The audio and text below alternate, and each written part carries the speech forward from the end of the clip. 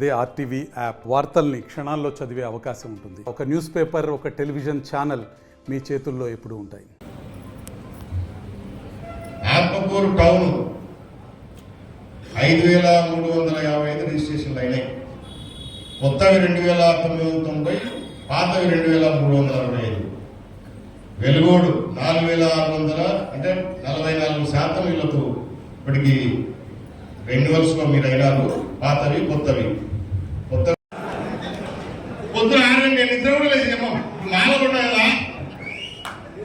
మాలంటే 5 గంటలకి లేస్తున్నా, లేపుతాను పాపం వచ్చి 5 గంటలకే కూర్చుంటున్నా. ఓటు రావాలంటే వాళ్ళు ఏమన్నా 5 ఏళ్ళు పార్టీకి తెగ కష్టపడడం ఇచ్చేవాడు. ఒకడు అంటాడు ఇది పెద్ద సాగు అయిపోతుంది. 6 గంటల నుంచి అటెండెన్స్ చేయాలి నేను. అది కూడా కొంచెం జాగ్రత్తగా ఉండండి. ఇంకా కొంతమంది మనవాళ్ళు అటువంటి బ్యాచ్లు వస్తున్నాయి. ఇంకా కొన్ని బ్యాచ్లు మన వాళ్ళని తీసుకురాబట్టారు.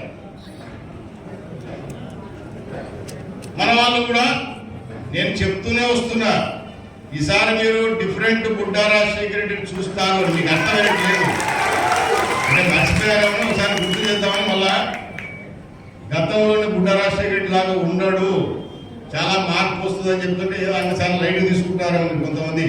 అనవసరంగా తర్వాత మీరు బాధపడతారు. నాతో చాలా నిక్కచ్చిగా ఉంటాయి కొన్ని డెసిషన్స్, కొన్ని నిర్ణయాలు, కొన్ని పద్ధతులు చాలా నిక్కచ్చిగానే ఉంటాయి. తర్వాత నువ్వు ఏం బాధపడినా, ఏడ్చినా, నేను ఏడ్చేది ఉండదు, బాధపడేది. ఊహించిన దానికంటే కూడా డెఫినెట్ గా సార్ మనకు ఎక్కువ అవకాశం ఇస్తాడు. అభివృద్ధి చేసుకుందాం, అది కూడా మీ ద్వారానే జరుపుతాం.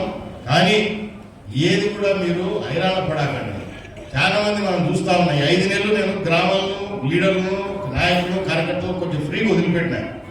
చూద్దాం ఒక్కడు ఎక్కువ ఎవడు ఏం అవతారం ఎత్తుతాడని చెప్తున్నా. అంటే ఏ ఊర్లలో అధికారం వస్తేనే అంటే ఏమో జరిగిపోవాలా, కొంతమంది నాయకులు నేను చెప్పినది జరగాల, అందరు కాదు.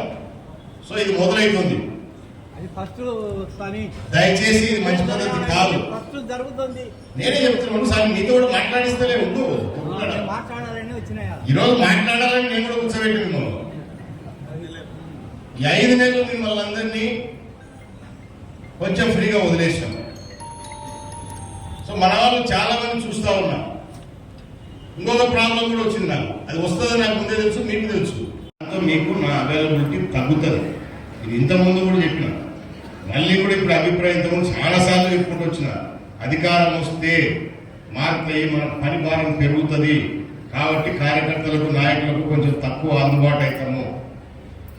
ఉన్నప్పుడే మీరు నాకు దృష్టికి తీసుకురావడం, చేయడం, లేదా ఫోన్ చేయండి.